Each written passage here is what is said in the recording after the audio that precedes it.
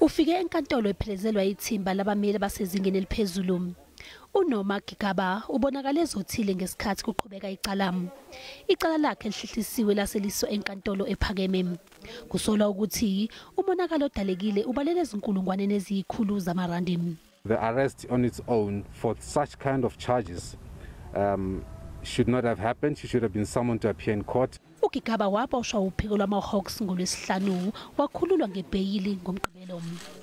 Abameli bakhe bathi amacala abhekene nawo olokucekela phansi impahla kanye nokudicilela phansi isithunzi awaqinile ngalendlela amaphoyisa alithathe ngalo lolu daba. They came to arrest her on a late Friday afternoon when the courts were already closed. So one wonders why that was necessary, because for such kind of charges they ought to have summoned her to appear on a specified date in court without having to arrest her and for her to spend the night in custody.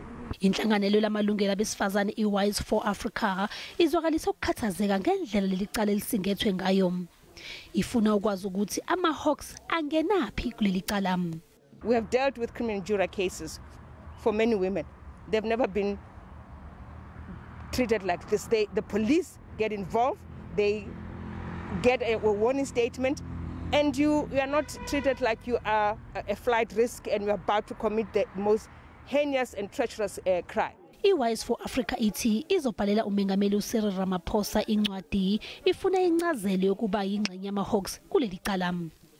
Ama-Hawks ekuqaleni athe atshelwe ngodaba olubucayi nokudingeke ukuthi umqondisi ophenya amacala abucayi obugebengu obuhleliwe aphenye lolu daba bese ebebopha umkaGigaba. Kusolwa ukuthi uphenyo luthinta izinsolo zokuhlela ukusocongwa kukaMalusi Gigaba. Amaphoyisa awaphawulanga ngalolu daba athi okuphendulwe ama-Hawks kwanele.